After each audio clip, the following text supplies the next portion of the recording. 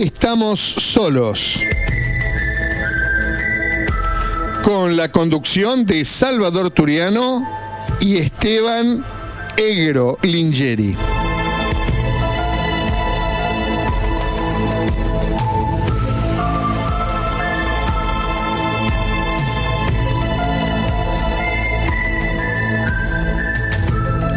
Buenas noches y tengan un hermoso fresquete en esta ciudad, ¿no? Hace frío, ¿cómo les va? Sí, muy buenas noches. ¿Cómo te va? Salva, Rafa, querida audiencia. Vamos. Muy buenas noches. Sí, hace un poquito de frío, ¿no? Pero vamos a tener la audiencia bastante candente con el invitado que tenemos. Apá, bueno, vamos a presentarlo. Vamos a presentarlo de una porque es lo, digamos, es terriblemente un señor que sabe muchísimo. Y así te da tiempo vos que Salva que lo querías contactar. Sí, Y así que por suerte sí, ahora. Y lo tenemos nosotros. A ver si está Rubén al aire con nosotros. Muy buenas noches, ¿cómo andamos por allí? La verdad que estamos congelados. Con mucho frío en Bahía Blanca, la verdad que mucho frío acá en Bahía Blanca. Pero bueno, dispuestos a hablar de ovnis toda la noche, o por lo menos la horita que nos toca a nosotros, ¿no? Bueno, con todo gusto, estimado Salvador, Rafa y Esteban, un gusto estar en comunicación con ustedes. Bien. ¿Quién es Rubén? ¿Se puede definir ante la audiencia? A ver, definirme sería complicado, qué sé yo, bueno, uno puede definir lo que hace, bien, no lo que es. Bien. ¿No? Incluso el nombre que le han puesto a uno es una etiqueta que uno no eligió de pronto. Es cierto, sí, es cierto. Pero bueno, yo desde la adolescencia, como sucede con la mayoría de quienes nos dedicamos a estos temas, me comencé a interesar por los ovnis, por los temas espaciales, temas científicos también, y eran épocas, estamos hablando de los años 70, cuando yo empecé con esto, eran épocas de la carrera espacial, esa puja entre Estados Unidos y la Unión Soviética por llegar a la Luna y por tener el predominio en el espacio, y también estaba el tema de que se veían ovnis. Sí. Y en determinado momento, en esa época, hubo un pionero que se llamaba Ariel Ciro Rieti, que después traté muchos años y fue un gran referente para mí, que Ariel decía, bueno, así como nosotros vamos a la Luna, seguramente otros deben tratar de venir acá. ¿No? Es una especie de proyección de las actividades humanas al espacio. Ajá. Y bueno, así que me comencé a dedicar al tema y llegamos al día de hoy teniendo la posibilidad de coordinar el primer café ufológico que se hizo acá en la Argentina, que es Río 54, junto con Mario Lupo. Ajá. Que lo venimos haciendo muy bien desde el año 2010, y pude editar un libro que es Los ovnis de la Antártida, con un tema que nos baja más la temperatura hoy en día. Claro. Pero que también es una forma de rendir homenaje a todos aquellos que observaron e investigaron esos ovnis que se produjeron en el territorio antártico argentino y también en otras bases, por supuesto. Sí, sí, bien. Sí, Rubén, una alegría enorme tenerla. Mi nombre es Esteban Lingeri, tenerlo acá con nosotros. Por supuesto hay muchísimos temas para hablar y para un poco desentrañar. Bueno, para la audiencia, porque lo presentamos más o menos informalmente, es Rubén Morales quien tenemos del otro lado. Y ahí, bueno, ustedes ahora, para tocar, después ir más o menos hablando un poquito de cada tema que mencionó, ustedes ahora estuvieron en Rauch, ¿no? Efectivamente. Este fin de semana pasado. Sí. ¿Nos podría contar un poquito, bueno, cómo fue la iniciativa de dar esa charla y por ahí los temas que se trataron?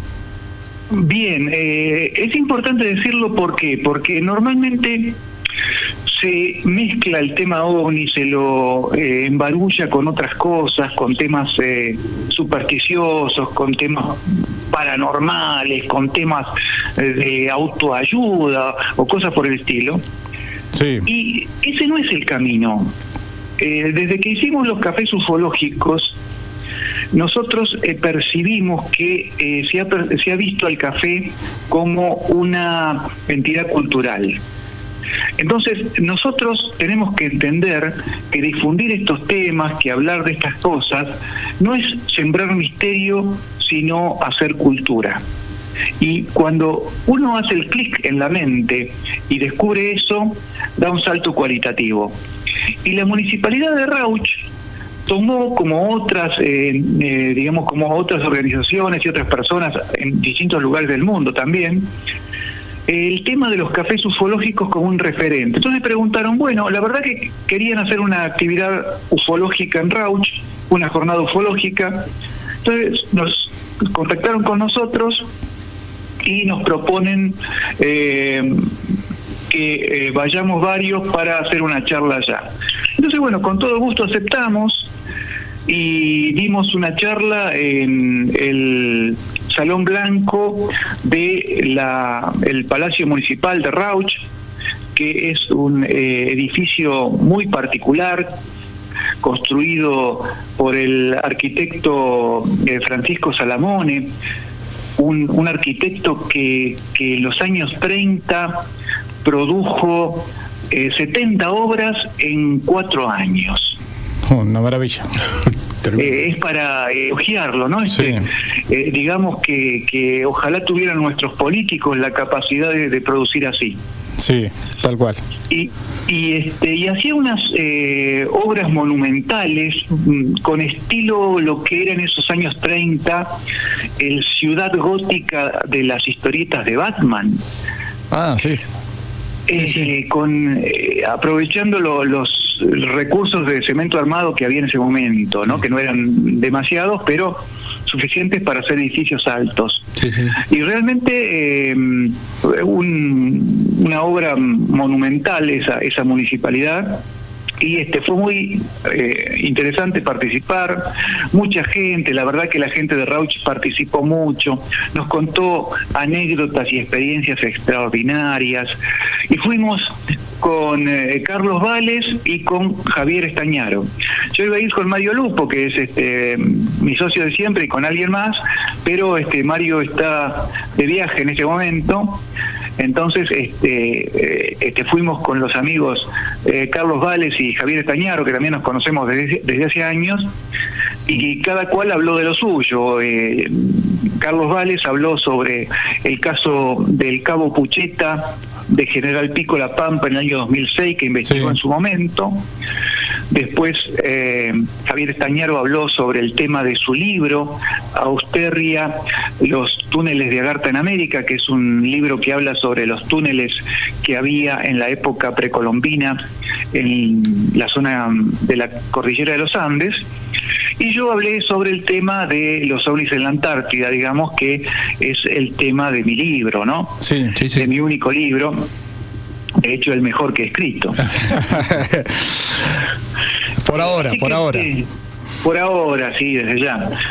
Pero te digo una cosa, he visto tanto material dispuesto a confundir sobre el tema de la Antártida, tanto material falso, tanto material, tanto a favor como en contra, totalmente distorsionado sobre ese tema, que para mí escribir este libro significó una exigencia a nivel de rigor metodológico y de búsqueda documental exhaustiva que no me pienso tomar en ningún otro trabajo posterior. Porque realmente fue un esfuerzo muy grande llegar a esto, a plasmar en un libro toda una información basada en documentos oficiales, semioficiales, documentos desclasificados, testimonios de los protagonistas directos.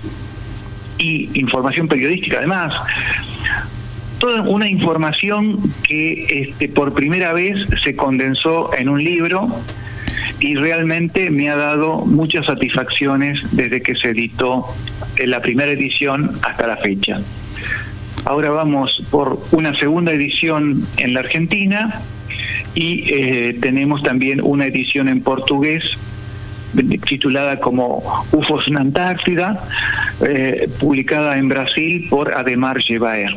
Claro, sí, nada más ni nada menos que por Ademar. Así es, sí. Rubén, y claro, ahí más o menos te puedo tutear, ¿no? Absolutamente. Bien, perdón, pues yo soy por eso de tutear, más con estos temas que por ahí a uno lo acercan demasiado y capaz que tomo demasiada confianza. Bueno, el señor tampoco es tan mayor. No, por supuesto que no, pero bueno, acá por ahí entre nosotros a veces nos hemos tuteado también, sí. Así que... Claro, no, me parece maravilloso. Sabés que hay una cosa graciosa en ese sentido. Cuando yo me comencé a dedicar a este tema, no existía obviamente internet. Sí. Entonces todas las comunicaciones se hacían por carta. Claro. Y las cartas siempre eran con la dedicatoria formal, tipo la ciudad y la fecha arriba, y después mi estimado señor, claro, me dirijo a usted para decirle tal cosa. Sí. Y era todo así muy formal, y esas cartas quedan todavía de los archivos los que tenemos archivo, que a lo mejor éramos jóvenes de 17 años, 15 años, y escribíamos de esa manera. Así que por fin me parece bárbaro desacartonarnos y hablar tranquilamente. Claro, bueno, buenísimo entonces. Rubén, porque claro, vos cuando estás contando lo del libro me imagino lo dificultoso de conseguir los testimonios, de conseguir aparte por ahí información clasificada también, ¿no? Porque ¿cómo hace uno si quiere recabar todo ese tipo de información? Lo que está en los medios sí, por ahí testimonios uno los va rastreando, pero también en el tema de los archivos clasificados y bueno, también porque tengo entendido que el libro no solamente abarca las experiencias vividas por argentinos en la Antártida, sino también por personas de otras nacionalidades. Sí. El libro me llevó prácticamente 10 años de búsqueda y se originó básicamente con las cosas que me fue comentando en sus últimos tiempos el capitán de fragata Daniel Pericé. Sí. Yo a Daniel Pericé lo conocía también por carta en su momento, desde los años 70, nos intercambiábamos mensajes. Incluso era muy simpático porque en los años, estamos hablando en los años de la dictadura militar, ¿no? Sí. Y Pericé te mandaba los sobres con las cartas de las bases en las que él estaba, con todos los sellos de las bases militares, ¿no? Entonces uno recibía la carta y se asustaba mucho al principio. Claro, era. Pero sí. Era muy oficial todo. Muy claro. Bien. Pero después, bueno, cuando Pericé sobre todo se retiró de la Marina, se transformó en una cada vez más, digamos, una persona muy integrada a los investigadores civiles, participó en las reuniones RIFO que se realizaban en el Café Tortoni con la excelente conducción de Jesús Roberto Rovere, también fallecido. Y después también participó en los congresos de FAESE que se realizaban en distintas ciudades del interior. Y con Pericé tuve un trato muy amigable hasta sus últimos tiempos, en los cuales me comentó datos que fueron reveladores para poder abrir de alguna manera, digamos que hay como causas cerradas en la ufología, ¿no? Hay casos que de pronto hace tiempo que ya nadie dice nada. Si decimos, por ejemplo, qué sé yo, el caso Chascomús del matrimonio Vidal, ¿no? Ese caso de Chascomús a México en 1968, por ejemplo. Sí. Se dijeron distintas versiones y el caso de alguna manera quedó archivado porque no surge una información nueva. Y algo así había pasado con los casos antárticos de 1965. Entonces, esto de hablar con Pericé significó preguntarle, pero Daniel, porque él me decía que lo tutee también, como así como me dijiste vos. Sí. Él me decía, tuteame, somos de la misma generación. Claro. Si bien tenía unos añitos más que yo. Pero Pericé me dijo, le empecé a preguntar y le dije, pero de toda esa gente, ¿no conoces a algunos de los que estuvo en la Antártida con vos, a los que se pueda llamar, a los que se pueda interesar en que te venga a ver ahora que no estás del todo bien, qué sé yo? Y me dijo nombres y apellidos completos. Y con esos datos yo busqué en internet y empecé a hacer una búsqueda y logré rescatar prácticamente a casi, digamos, un 50% de lo que fue la dotación de 1965 en el Destacamento Naval Decepción, más otros integrantes del Destacamento Naval Orcadas en el mismo años el año en que se produjeron los principales sucesos relacionados con los ovnis en la Antártida. Esos sucesos que tuvieron después repercusión pública en todos los diarios de todo el mundo. Sí. Y a partir de ahí comencé a recibir testimonios de gente que nunca había hablado hasta entonces. Entonces, estamos, digamos que con más de 50 años de diferencia, pude recopilar una cantidad de información que antes no existía. Y a su vez, empecé a buscar información desclasificada en distintos países, en Inglaterra, en Estados Unidos, por ejemplo, Australia, y de pronto encuentro cosas que tienen relación y se van uniendo. Y eso me permitió armar la historia con muchos más detalles de lo que teníamos inicialmente. ¿Puedo poner un ejemplo? Sí. Porque si no, nos vamos en muchas palabras. Acá, cuando estuvimos en Rauch, yo hablé de un solo caso, y no hablé de un caso argentino. Hablé de un caso chileno que me significa en gran medida lo que es el trabajo de investigación que está dado en el libro.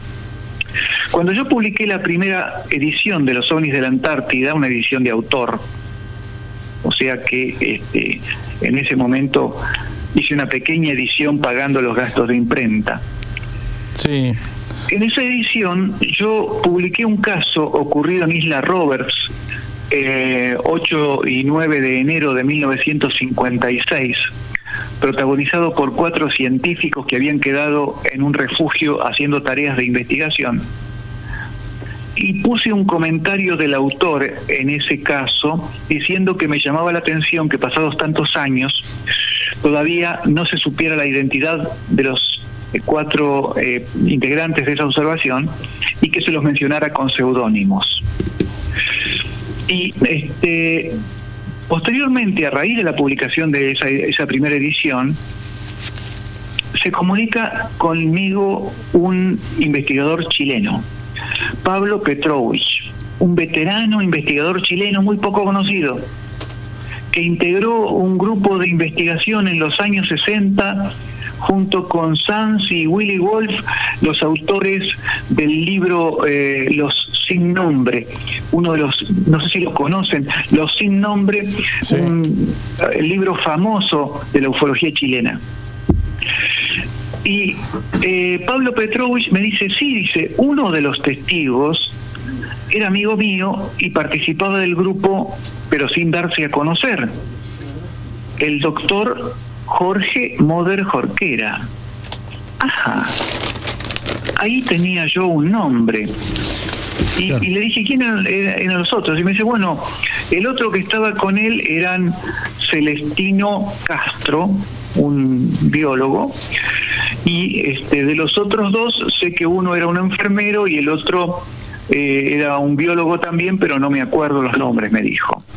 Bueno, macanudo, con esos datos empecé a buscar sobre la 10ª expedición chilena a la Antártida de 1956 y encontré los nombres de todos. Y encontré exactamente el lugar donde habían estado, que los había llevado la fragata Baquedano, y pude ir armando el caso, un caso muy extraño. Sí. Un caso muy extraño. Probablemente parecido a lo que fue la película La Llegada, Arrival. Sí. Esa, ¿se acuerdan ustedes? Sí. Era esa que bajaban como una especie de huevos verticales que se quedaban quietos en determinados lugares del mundo y luego se trataba de intentar algún tipo de comunicación mientras esos objetos estaban quietos ahí. Bueno, a estos científicos chilenos, en 1956 les pasó una cosa parecida. Estaban en la isla Roberts, la península Coppermine, esto es archipiélago Shetland del Sur, cerca del norte, digamos cerca de la punta de la península antártica, para que se ubiquen. Sí. Y habían sido dejados ahí para hacer una tarea de investigación sobre temas biológicos y geológicos. Eran 2 científicos de mucho renombre ya en esa época. Por esa época ya el doctor Jorge Moder había subido 3 veces el Aconcagua antes de ir a la Antártida y había hecho una teoría incluso acerca de que el Aconcagua podría haber sido originalmente un volcán. Esa teoría está publicada y es un paper respetado en el mundo científico. Integrante en los dos de tanto él como Castro de diferentes sociedades científicas en el mundo, gente con mucho renombre. Con ellos había un primero enfermero de la Marina de Chile, que tenía la función de ayudarlos en los temas que sea necesario, transportar cosas y ayudarlos en caso de que hubiera algún tipo de accidente o cosas así, que hubiera un enfermero. Y el otro joven que era un joven de apenas 17, 18 años, era Abelardo Báez, que era un estudiante avanzado de biología que funcionaba como asistente del doctor Castro, que era biólogo. Lo primero que les pasa a estos 4 hombres en un refugio solos en una isla en el medio de la Antártida es que se les rompe la radio. Y cuando se rompe la radio, bueno, ninguno de ellos tenía conocimientos de radio. Entonces dijeron, no hay problema. Sabemos que el barco nos va a venir a buscar el día 20 de enero. Bueno, nos quedamos tranquilos y cuando vengan nos llevarán y hacemos todo lo que tenemos que hacer aunque no ande la radio. Justamente en ese momento en que estaban sin comunicación alguna con el mundo, es que se despierta uno una mañana, a la madrugada, sale afuera del refugio y encuentra que en el cielo hay suspendidos, muy alto en el cielo, digamos como si fuera casi en el cenit, 2 cilindros como si fueran, imagínate, 2 termos de mate. Sí, sí. Dos termos de mate, ¿viste la parte interior del termo que es plateada? Sí. Bueno, eso, 2 lumilagros puestos ahí en el cielo. Claro, impresionante. Quietos, como si siempre hubieran estado ahí. Entonces este hombre sale, colgados mira... del cielo. Colgados del cielo directamente, flotando.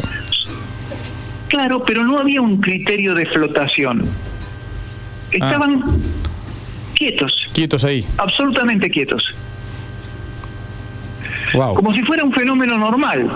Sí. Bueno, están ahí. Parte del escenario. Exacto. Esto, por eso te digo que son casos muy diferentes a veces de lo que uno tiene como el estereotipo del plato volador. Sí. Entonces este hombre, Celestino Castro, mira ese objeto, esos dos objetos que estaban cerca entre sí, y rápidamente va a despertar al otro científico, a Jorge Moder. El otro no le gustaba que lo despierten cuando estaba durmiendo. En principio se pone muy molesto, pero después ve la cara pálida que tiene el otro, el gesto totalmente desencajado, y bueno, se abriga un poco y sale. Claro, era algo importante. Claro. No era para fastidiar nada más que lo... No era una flaquita que fastidiar. pasaba por ahí, claro. Exacto, sí, porque justamente Moder era un hombre, era un científico muy importante y no quería que lo molestaran por estupideces. Claro. Salieron, Así que... los vieron los dos y dijeron, bueno, vamos a despertar a los demás. Y el otro le dice, no, pará, esto por ahí es una ilusión óptica. Claro. Tal vez estamos los dos confundidos. Dejemos que se despierten solos y después vamos a ver qué dicen ellos. Y efectivamente eso hicieron. El primero que se despierta es el enfermero, que a las 7 de la mañana tenía la costumbre de salir a hacer gimnasia en camiseta aunque hubiera 20 grados bajo cero. Ah, está bien. Para despertarse. Sí. Y sale a hacer gimnasia y se encuentra con ese y dice, ¿y eso qué? Y entonces, bueno, ahí sí después se despierta el otro, están los cuatro mirándolo, y en determinado momento dicen, bueno, vamos a sacarle fotos. Y le sacan las fotos. Como a las 9 de la mañana, uno de los dos objetos comenzó a moverse rápidamente, pero a una velocidad que calcularon en decenas de miles de kilómetros, dejando un rastro como si fuera un arco iris a su paso de la velocidad que tomaba. Y hizo determinadas maniobras hasta que finalmente quedó nuevamente puesto muy cerca del lugar donde estaba antes.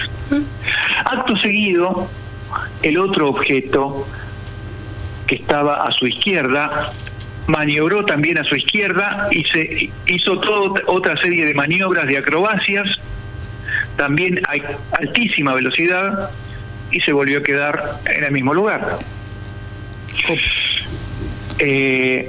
Así las cosas, ¿qué hicieron? Bueno, tenían dos contadores Geiger-Müller,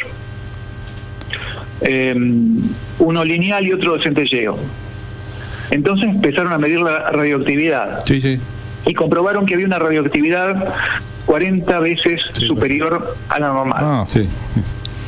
En determinado momento, incluso, con uno de los aparatos, se acercaron a uno de los objetos, a la posición de uno de los objetos, y comprobaron que la radioactividad aumentaba en la medida que uno se acerque. Sí. Bueno, tuvieron tiempo de filmar, de sacar fotos, Sí. hacer mediciones. De pronto pasaban las nubes y en base a eso podían calcular el tamaño de los objetos. Entonces descubrieron que tendrían unos 150 metros de alto por 25 de ancho. Claro, Discúlpame, pero con la radioactividad que había, igual las fotos las pudieron sacar y se revelaron bien, igual que las filmaciones. Bueno, esa parte no te la puedo contar. Opa. No te la puedo contar porque cuando ellos fueron al barco, una vez que los rescataron, el capitán del barco les dijo, bueno, quédense tranquilos que eso que vieron ustedes es muy común acá. Opa. Ah, Hay otros casos anteriores. Y lo que hacemos en esos casos es toda la información remitirla a la TIC de los Estados Unidos, donde opera el proyecto Blue Book en la claro, base de en ese Ray entonces. Patterson. A ver. Sí. Y allí se mandaron todos los materiales. A ver, lo que siempre caemos con todos los investigadores que hablamos. De la investigación, automáticamente la agarramos y la escupimos para Estados Unidos y nosotros ni la miramos. Bueno, eso pasa a niveles oficiales, lamentablemente. Cuando existe este tipo de alineación y de pactos que uno no conoce, Claro. incluso que son a nivel militar, esas cosas pasan siempre. No nos queda Sí. registro, evidentemente. Rubén, Claro. perdón, un paréntesis antes de que usted termine el relato de esta historia que es fascinante. Quiero rescatar la importancia de que usted haya puesto en el libro, en su primera edición, de que precisamente se desconocían estas personas, que solamente se conocían mediante seudónimos, donde usted pudo hacer el trabajo de investigación de identificar a las personas y tener los testimonios de la fuente directa, porque esta historia hubiera quedado perdida, así como se fue esta información. Como tantas, Así claro. como se fue, claro, el resultado de la investigación con las cámaras, con las filmaciones, etcétera, a Estados Unidos, esto hubiera quedado solamente en un pequeño grupo selecto de las personas más allegadas a los testigos. Exacto, sí. Incluso el caso con seudónimos y con el lugar incorrecto, porque se publicó inicialmente como Isla Robertson, Claro. y es la isla Roberts. ¿Ah? Parecido pero distinto, Sí, quedan muy lejos. claro. Quedan muy lejos la isla Robertson de la isla Roberts. Y no sé por qué se cambió el nombre de la isla, si era para distraer o fue un error. Sí, eso nunca se sabe también, sí. Sí, es Y parte me llamó de la todo. atención que estaba publicado en la web oficial del CFA de Chile. Ustedes saben que tanto Chile como Argentina tienen comisiones oficiales dedicadas al tema OVNI. En el caso de Chile es el CFA, que depende de la Dirección de Aeronáutica Civil, que está vinculado a la Fuerza Aérea de Chile. Sí, Y ahí figura el caso, lo pueden buscar en internet, en la CFA, pero figura como de Isla Robertson, siendo que nunca fue en esa isla que es en el Mar de Weddell, sino que es en la Isla Roberts, que es en el Mar de la Flota. sí. Está bien, está claro. Así que, por otro lado. Sí. Y hay bueno, les termino la Sí, la sí, anécdota por de favor. cómo terminó el caso. Porque nos fuimos con que sacaron fotos y nos fuimos a que se subieron al barco y se fue toda la información. Pero ¿cómo terminó todo esto? Exacto. En el medio, como diría cierta persona, pasaron cosas. Sí, sí. Y Jorge Moder era un científico, ya falleció, ¿no? Un científico apasionado. Él no le importaba lo que estaba viendo, él quería investigar. Claro. Y en determinado momento se le ocurrió que tenía una linterna de luz polarizada. Ese tipo de linternas que se usaban antes que existiera el láser, para apuntarlo contra una montaña, contra una roca, por ejemplo, y a través del reflejo se podía intuir los componentes, la composición, Sí, sí, los minerales que integraban esa roca. sí, sí. Sí, sí. Entonces aprovechó la linterna y dijo, me voy a comunicar con esto. Sí, Entonces apuntó la linterna hacia uno de los objetos y empezó a hacerle señales. Acto seguido, el objeto comenzó a descender hasta que lo tuvieron muy cerca. Dice que lo veían como si se viera un auto. Sí, Y así que- de pronto Celestino Castro, que estaba viendo lo que hacía Jorge Moder, se puso loco. Más vale. Porque le dijo, Claro. nos van a destruir con la radioactividad. Claro. Si esto sigue bajando, nos vamos a morir. agarró, le pegó una patada a la linterna, la tiró al piso y la aplastó. Y ahí terminó la comunicación. Después el objeto comenzó a subir nuevamente hasta su posición inicial y se quedó totalmente estático. Claro. Ese tipo de cosas pasaron. A la noche, cuando se produjo la primera noche, no pudieron dormir. ¿Los objetos se mantuvieron ahí durante la noche? Sí. Opa. Sí. De hecho, como estábamos en pleno verano, no se podía poner el sol, entonces siempre quedaban a la vista. Claro, Claro, uno los veía permanentemente, claro. Claro. Y a la segunda, el día 9 de enero del 56, a la noche se empezó a generar tormenta. Y la tormenta, ahí sí, cuando vinieron nubes bajas, taparon los objetos. Entonces los 4 hombres se quedaron en el refugio, no podían comer ni dormir, estaban exhaustos. Y finalmente se quedaron mirando los registros de los contadores Geiger. Claro, que era lo único que les podía marcar si seguían o no ahí los objetos. Exacto. A eso de la madrugada vieron que se normalizaban las lecturas de los instrumentos y por otra parte, más allá de ver los instrumentos, sintieron una sensación interior de que ya todo había pasado. Ajá. Y efectivamente a la mañana ya no había nada para ver. Esa es una experiencia realmente tremenda, muy sorprendente, muy distinta de las que podemos ver aquí. Sí, tal cual. Sin duda. Es impresionante.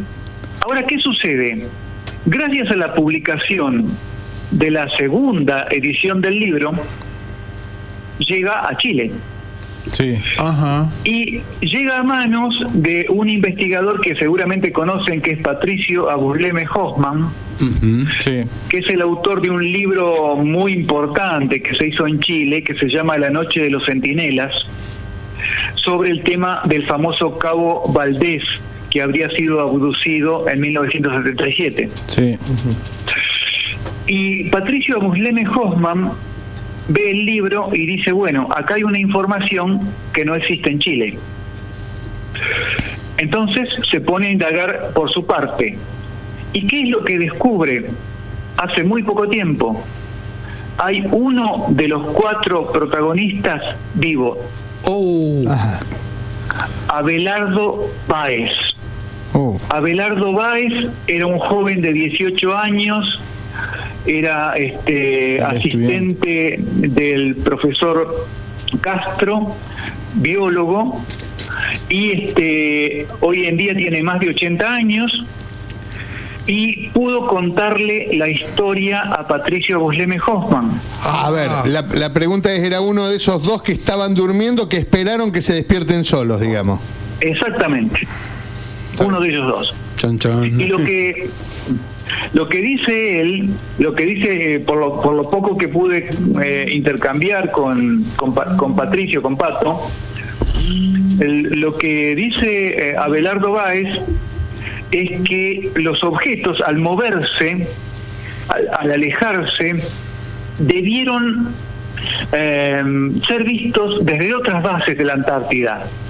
Le llama la atención que ellos solos hubieran sido los que informaron.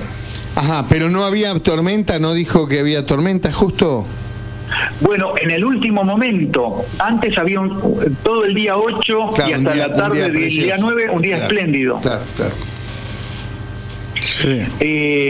Así que bueno, gracias a Abelardo Báez aparecieron las primeras fotos de esos invernantes antárticos, Ajá. donde se los ve en la isla Decepción antes de partir hacia la isla Roberts, y podemos tener idea de cómo fue esa experiencia. Claro, no se quedó con fotos de los objetos, pero sí de la gente que participó de ese avistamiento. Exactamente lo mismo que Jorge Moder conservó, y están publicados en el libro, los registros de radioactividad. Ah, Claro, eso. Eso sí está. sí, pero esos registros están hechos a mano con una virome. Sí, desde ya. Quiere decir que, vamos a hacer una analogía, si están las fotos de cuando ellos fueron y los rollos estaban ahí, quiere decir que las fotos no fueron... trucada, no es mentira. No. Lo que se llevaron a Estados Unidos lo tuvieron que haber realmente a poderlo imprimir. ¿Me entendés? No, lo que pasa es que ellos se quedaron con fotos de tipo personales, Claro. pero todo lo que era las filmaciones y las fotografías de los objetos se los llevaron. Sí, pero lo personal no se estropeó. Quiere decir que lo que se llevaron los americanos Tampoco se estropeó. Seguramente. Sí, eso es un buen dato, sí. Es decir, comparando una cosa con la otra, cae de maduro eso. Claro, sí. Probablemente, por eso yo lo que he notado, a ver, cuando se habla de ocultamiento, cuando se habla de que se oculta información, nos referimos a este tipo de cosas. Es decir, sabemos que hay información que está en poder de determinadas organizaciones internacionales y que nunca fue divulgada. Lo mismo pasó con los registros de los bariómetros que medían el magnetismo en las Islas Orcadas cuando se produjo el avistamiento del 3 de julio de 1965. Eso fue enviado a los Estados Unidos. Incluso en las conclusiones del proyecto Blue Book, en las conclusiones del informe Condon, se menciona que se analizaron esas cintas con los registros magnéticos, pero la cinta nunca se desclasificó. Claro. Nunca lo mostraron. Claro. Nunca lo mostraron. Por eso, entonces, cuando hablamos de que se ha desclasificado material y de que se da al público la información que estaba en los archivos, es relativo. Usted ve las desclasificaciones y ahí la mitad de la página está tachada, ¿o no? Está todo en negro. Casos, sí. En muchos casos sí. En otros, por ejemplo, hay documentos que se han conservado en distintos lugares de Estados Unidos. Ajá. Y a lo mejor hay una copia que está toda tachada y en otro lugar la encontrás sin las tachaduras. Claro, por ahí. Eso también pasa. Rubén, le cambio un poquito de tema. ¿Cuál ha sido últimamente? Porque siempre parecería, cuando hablamos también con los investigadores, como que todos los de la década del 50, 60, 70 fue impresionante, y como que últimamente no está viendo tanta cosa impresionante. ¿Es que nos venimos preparando para esto o siguen ocurriendo cosas y por ahí no nos enteramos tanto? Usted que es un investigador de campo. Siguen ocurriendo cosas, siguen ocurriendo en distintos lugares. Yo lo he notado, por ejemplo, a través del libro que se me han acercado distintos integrantes de bases antárticas, ex integrantes generalmente, porque obviamente como las dotaciones duran a lo sumo un año, uno se encuentra con ellos cuando vuelven, ¿no? Y hay gente que me ha contado cosas muy impresionantes, pero me ha dicho, bueno, yo estoy en actividad, esto no se puede divulgar. Bueno, yo he entrevistado gente que ha hecho varias campañas a la Antártida y jamás vieron nada. Digo, no, escúchame, si hay mucho movimiento que es distinto a lo que ustedes están acostumbrados a ver, ¿cómo no viste nada? Y horas volando. Gente que ha tenido 12.000 horas de vuelo. Algo tuvo que haber visto. Vos decís que no te quisieron contar. No. No les creíste nunca. No te lo dicen. No te lo dicen. Hay un pacto de silencio entre lo que es la Armada y su gente tremendo. Es decir, una cosa es lo que tiene el piloto con la Armada y otra cosa es lo que tiene el piloto con su familia o con la gente que está alrededor. Ciertas cosas lo hablan a un nivel distinto, están tan adoctrinados que gente mayor, yo le estoy hablando de gente de más de 80 años y no abre la boca. Claro, ya jubilados, alejados y así todo mantienen el secreto. Tienen la pata dentro del cajón y encima fuera de joda y no te hablan, puede ser que pero se llevan el adentro, sí, en el corazón se llevan el mandato que le han dado. Digo, no, le digo, y gente amiga, le digo, gente que ha trabajado conmigo, años, claro, que ha trabajado conmigo. Hay de todo, hay gente que ya a esa edad desclasifica. Sí, claro, sí, pero no, yo te puedo asegurar que voy a seguir insistiendo. Con estos apellidos que vos estás alargando, probablemente que hay gente conocida mía que ha estado trabajando, volando con ellos. Acordate que nosotros tenemos acá la base. Sí, la base Comandante Espora, ¿no? Y de una manera u otra los tenemos que cruzar, tanto por algún familiar en común o algún amigo en común. Sí, no, capaz que sí. Rubén, perdóname, tengo una pregunta. Yo sé que bueno, vos, como decías, no es lo que sos, sino a lo que te dedicás y las cosas que uno hace, ¿no? Con sus actividades, entre ser ufólogo, redactor, publicitario, etcétera. También, bueno, sos psicólogo social, ¿no? Sí. Llevado un poco, aparte, otro día podríamos charlar de muchísimas otras cosas más, pero como por ahí se nos está yendo un poquito el tiempo. Es para hablar un montón de tiempo. Por supuesto. Sí. Horas y horas. Esto como que pasaron 10 minutos recién. Sí. Rubén, yo te quería consultar desde el punto de vista de la psicología social, si tenés alguna posición o alguna idea de qué efecto causaría la presencia, por ejemplo, o el arribo directamente de seres extraterrestres en la sociedad, o de qué forma nos podríamos preparar para eso, y en todo caso, de quién es la responsabilidad de formarnos a tal contacto, para tal contacto. Sí, bueno, es una pregunta difícil de responder y es difícil por varios motivos. En principio, cuando nosotros hablamos de contacto,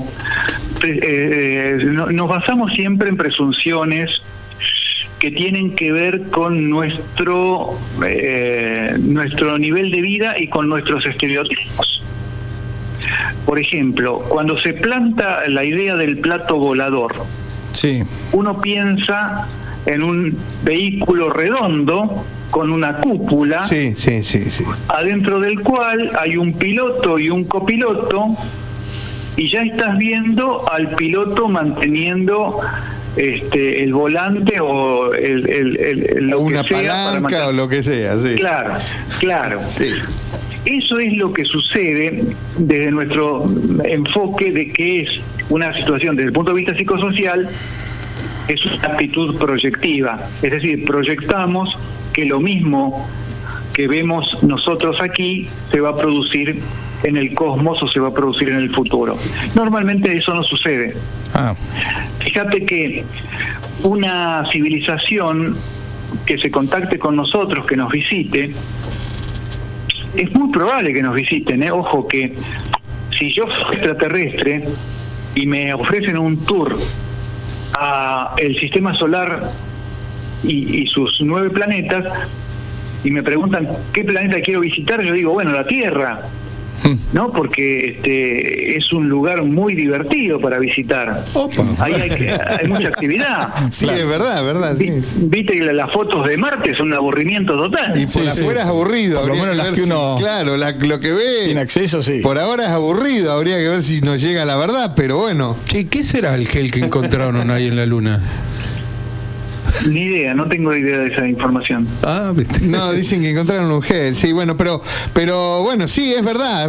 Creo que debe ser muy divertido venir a la Tierra, ¿no? Correte porque te casan. Y además hay una cuestión que es proyectiva también, que nosotros tendemos a pensar que si vienen a visitarnos y eso viene de los años 60 ya, si vienen a visitarnos deben ser parecidos a nosotros, deben tener 2 manos, 2 piernas, una cabeza, sí. Ser físicamente parecidos, una evolución parecida, claro. Y a partir de ahí la comunicación es empezar a charlar y quedamos como chanchos. Sí. Sí. Y no es así la vida. Probablemente, si nos visita una civilización, vengan con un adelanto, qué sé yo, ponele 1.000.000 de años, Claro. Sí. 500.000 años. Vos fíjate los adelantos que hubo en los últimos 200 años. Sí, es Y impresionante. ponete que venga una civilización que nos adelanta en 500.000 años. ¿Qué hacemos? ¿Cómo nos comunicamos? En Probablemente- patineta no vienen. ¿Cómo? En patineta no vienen. Seguro. Y probablemente sea una civilización que tenga la posibilidad de hacerse visible o invisible ante nosotros a voluntad, Sí. Claro. que puedan manipular la información que nosotros percibimos. Muy bien ha dicho Jacques Vallée en alguno de sus libros, es un autor que yo siempre recomiendo, un tipo Sí. muy pensante. Bien dijo Vallée que si viniera una civilización a visitarnos, probablemente la forma de hacerlo, la forma de contactarse, sería introduciendo contradicciones en nuestra realidad, porque no tendría otra forma. ¿Cómo es eso? A ver. Claro, nosotros de pronto estamos acostumbrados a un ritmo, a una situación, a una vida en la cual todo, digamos, permanentemente estamos anticipando qué es lo que va a pasar. Vos estás anticipando cuándo va a terminar el programa, qué vas a hacer después de terminar el programa, Claro, claro. y luego qué vas a comer esta noche, Sí, sí, sí. y cómo te vas a acostar y demás. Así en toda la vida. Sí, es verdad. Entonces, si se produce un elemento que interrumpe eso, que genera una duda, digamos que genera por así decirlo en términos más modernosos, como si fuera un salto en esa Matrix, Está claro. ahí nos percatamos de que puede existir otra realidad que nos rodea. Sí, está bien, ya Eso es entendí, un sí, poco sí. lo que sucede con los ovnis. Claro. Es probable que no se trate de naves extraterrestres que vienen físicamente a visitarnos y a investigar y lo que sea, sino que se trate de otro tipo de manifestaciones de las cuales solamente nosotros vemos una pequeña parte. Está bien, Eso claro. es, digamos, un poco el contexto. Y hay un dato que es siempre importante tener en cuenta. Cuando se produce el encuentro entre dos civilizaciones, la comunicación solamente puede empezar la civilización superior. Claro. Sí. Nosotros Sí. estamos en desventaja en ese sentido.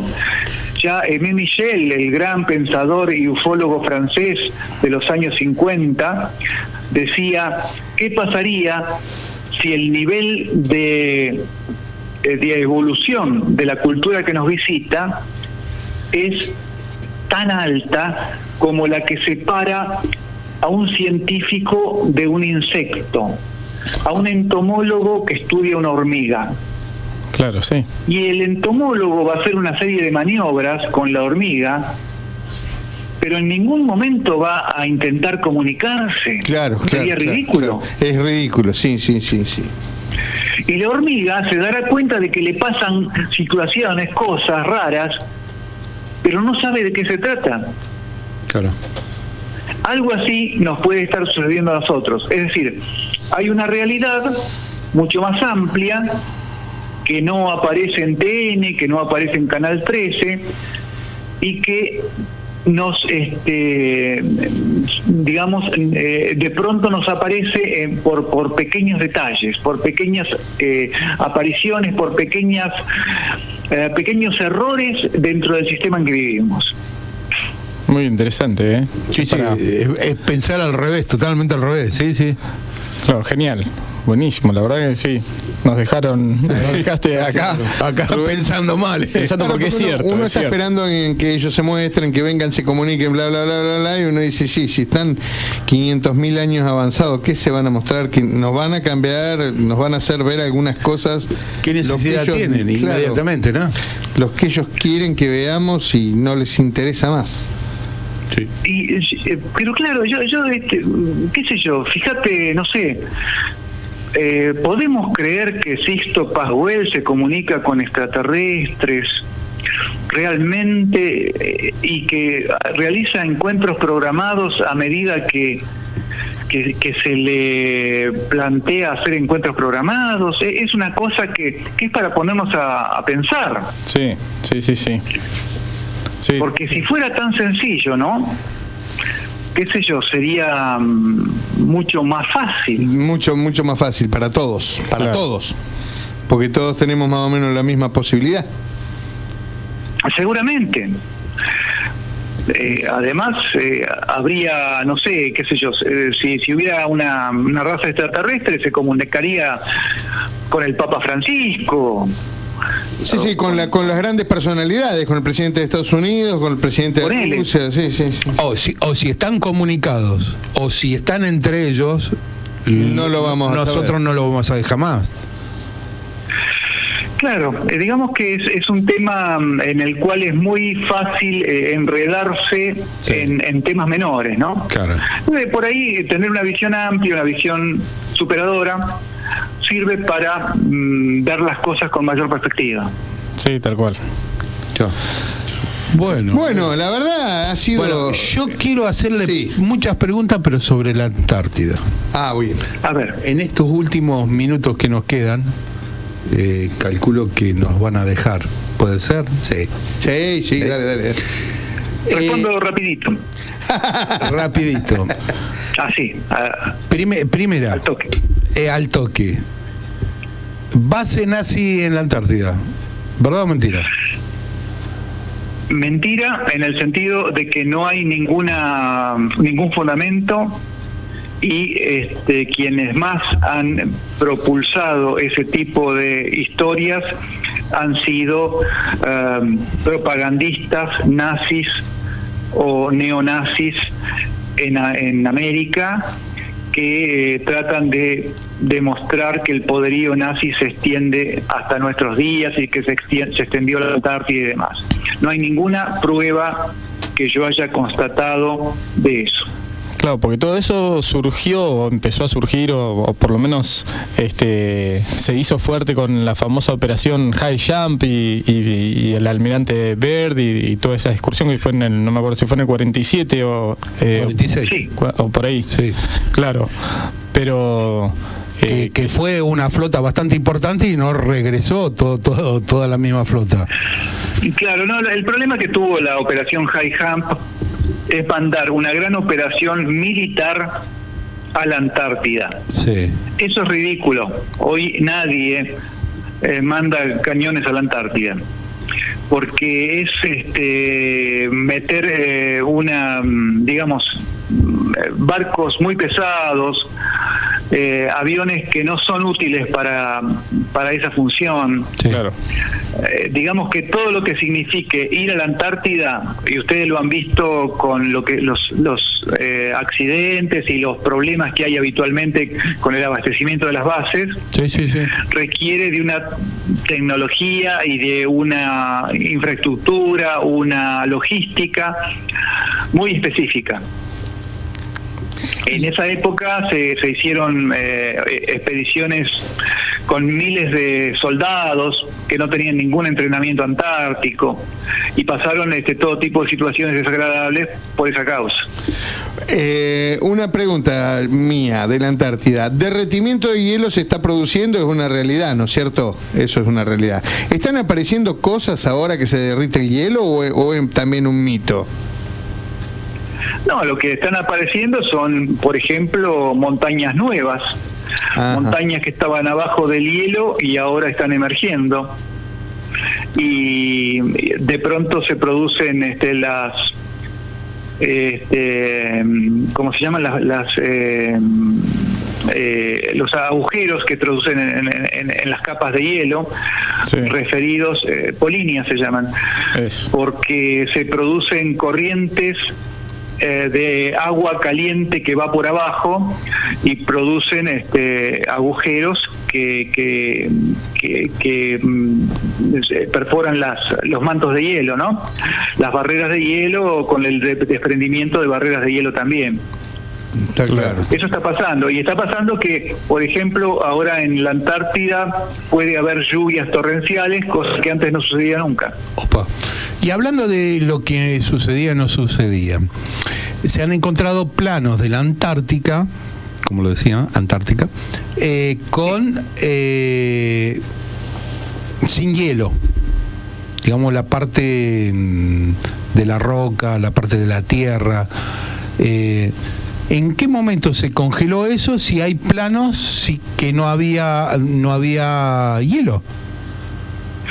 Bueno, en realidad la Antártida y el mundo en general ha sufrido procesos de glaciación y deglaciación a lo largo de las últimas eras, como aparece en esas películas de la era de hielo tan simpáticamente. Ajá. Y en la Antártida también ha sucedido eso. Por ejemplo, en la isla de Decepción había una factoría ballenera a fines del siglo XIX, principio del siglo XX, que era la factoría Héctor, Noruega, con personal fundamentalmente chileno. Uh-huh. Y se dice que en esa factoría, donde mataban ballenas para transformarlas en aceite de ballena, las ponían en una marmita y las derretían, trabajaron, se dice, unas 2.000 personas.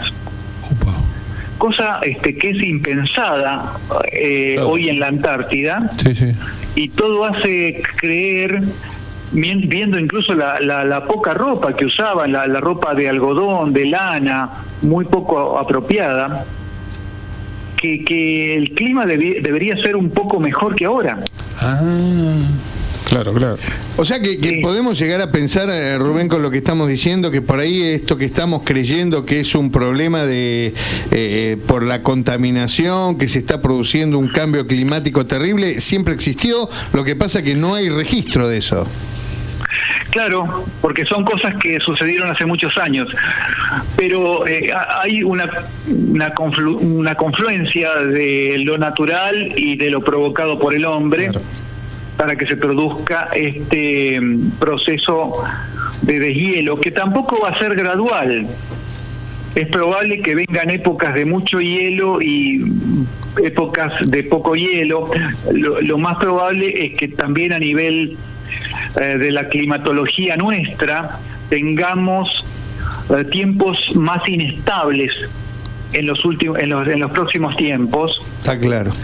Que rompan los ciclos habituales de invierno, primavera, verano. Claro, exacto. Claro, eso. Preparemos, ¿no? Sí.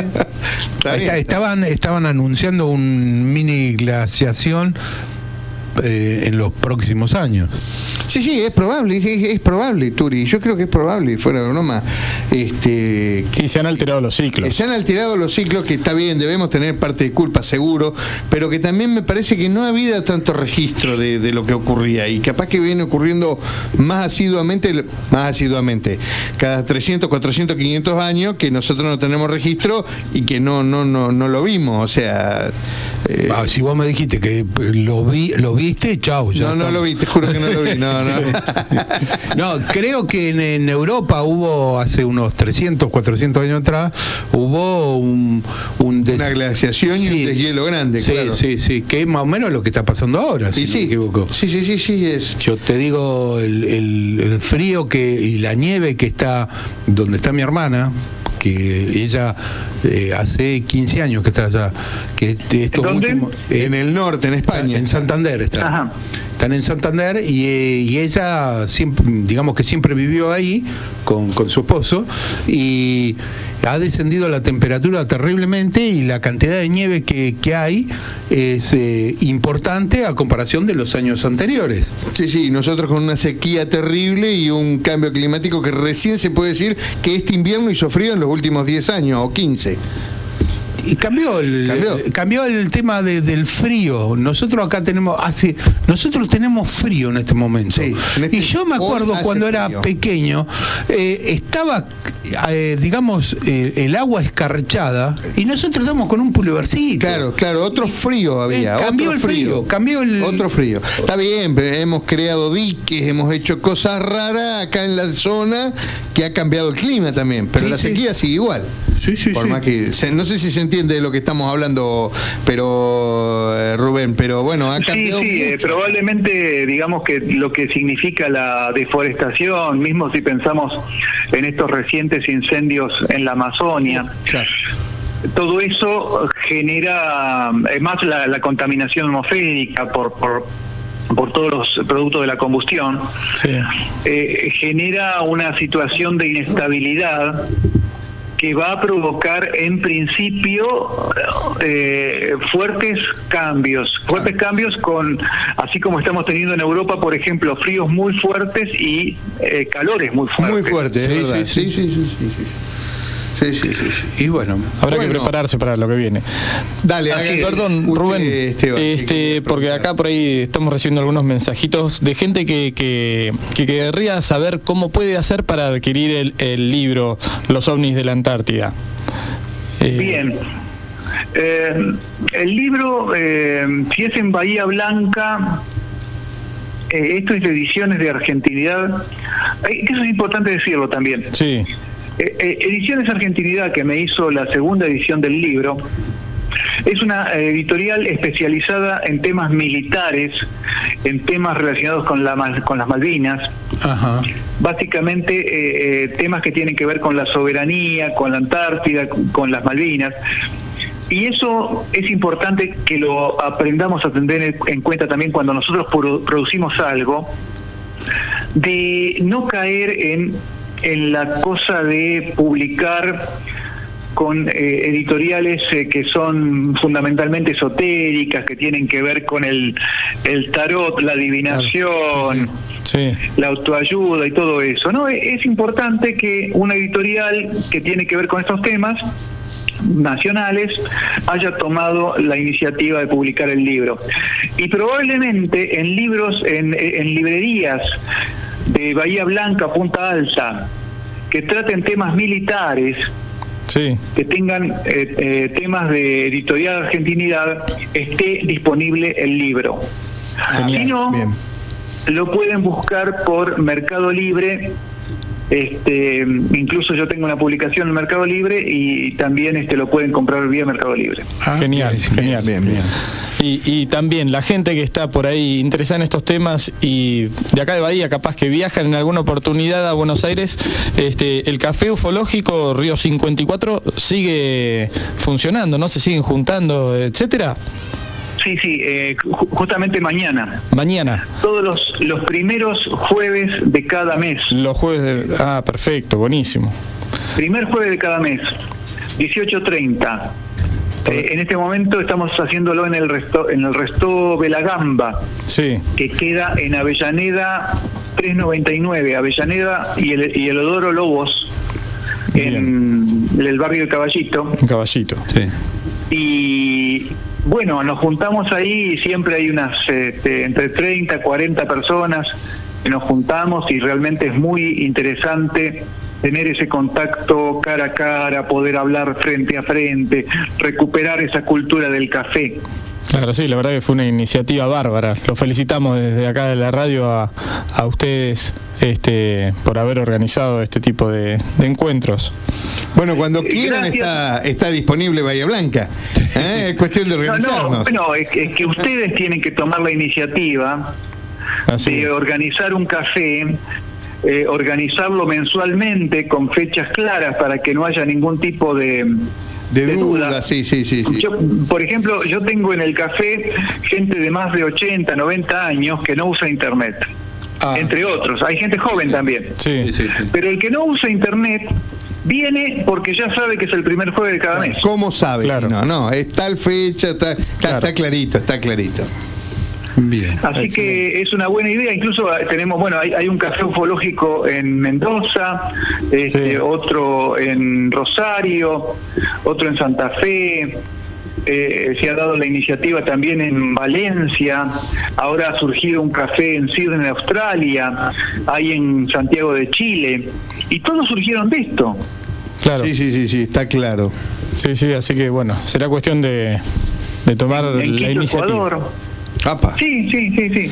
Bueno, Rubén, sí. No, la verdad que estaríamos toda una noche hablando, pero se nos ha acabado el tiempo, así que bueno, lo tenemos que despedir. Ha sido un verdadero gusto y bueno, le dejamos el último minuto para que por ahí si quedó algo en el tintero, quiere comunicar algo o lo que sea, y bueno, y ya vamos a tener otro contacto seguramente, y bueno, queda abierta la posibilidad de poder hacer algo en Bahía Blanca. Estaría Me buenísimo. quedaron tantas preguntas. Y sí, a todos nos quedamos con las ganas. La verdad que es una lástima, pero ha sido sobre todo la anécdota que ha contado de la Antártida ha sido espectacular. Bueno, les agradezco mucho, les agradezco Esteban, Rafael, Salvador por esta entrevista y quedo a las órdenes siempre. De mi parte, lo único que les digo, para si hay algún amigo o amiga que se interesó por el tema, que me quiere escribir, le doy un mail, el mail más fácil que tengo. A ver, sí. respondo@gmail.com. Es fácil, es verdad. respondo@gmail.com. Exacto, me escriben y yo les respondo. Bien, genial. Bien, muy bien. Bueno, Rubén, ha sido un gusto enorme tenerlo. Muchísimas gracias por su tiempo y por compartir todo, una mínima parte de todo lo que usted sabe con nosotros. Un gusto, siempre es lindo estar comunicados entre gente que somos del mismo rubro, de la misma idea, el mismo espíritu de compartir ese tipo de cosas, que son, diría yo, una alternativa cultural que no sale en los medios masivos de comunicación. Así que hay que mantener en alto esta llama, hay que mantener en alto estas esperanzas que tenemos nosotros de que se conozcan, se difundan estas cosas que tanto nos motivan y que son muy importantes para ser difundidas. Bueno, muchísimas gracias. Gracias. Realmente tener sus palabras y compartir con nosotros toda su experiencia. Hasta la próxima, porque seguramente va a haber otra charla. Segurísimo que tenemos una charla larga con ustedes. Un abrazo, hasta luego, nos vemos, muchas gracias. Hasta siempre, con todo gusto, cuando quieran me llaman. Un abrazo grande. Hasta luego. Adiós. Hasta luego. Bueno, lindo, realmente una... Tremendo. Sí, vienen pegando allá arriba, chicos, jueves, mantienen ustedes la llama, están investigando y mantienen ustedes la llama de, como lo dijo recién Rubén, de esto de los ovnis, que realmente está buenísimo, y bueno, esperemos que los oyentes que nos están acostumbrados a seguir y aquellos que se están prendiendo ahora últimamente hayan quedado enganchados con esto de la Antártida, ¿no? Yo creo que realmente hay más preguntas que otra cosa. Y sí, no, seguro. Pero bueno. Encima con personas, nombre y apellido. No, completito. Muy completo. Uno se informa, está terrible. Y hasta diciendo que hay uno vivo todavía en Chile, que fue encontrado hace poco por la segunda impresión del libro. Buenísimo. Claro, pero aparte de 10 años de investigación, viste, sí, contaba también. 10 años de investigación minuciosa, recopilando datos, testimonios, desclasificando archivos. Juntando pedacitos, Esto sí que... Porque por lo menos ese efecto que genera el libro hizo también precisamente que se sepa esta segunda en esta segunda edición la historia esta que hubiera quedado olvidada. Sí, ninguna duda. Así que bueno, debo decir que me han dejado sin habla, helado te dejamos. Hace ya más de un mes que te estoy dejando. Hace rato que me vienen dejando una tras la otra. Entrevistas está sin habla, pero no se nota que lo dejamos sin habla, Gabriela, Gabriela de Cal, que la entrevistamos hace 15 días, creo. Sí. Sí. Sí. Está picando en Europa, está claro. ¿Sí? ¿En serio? Sí.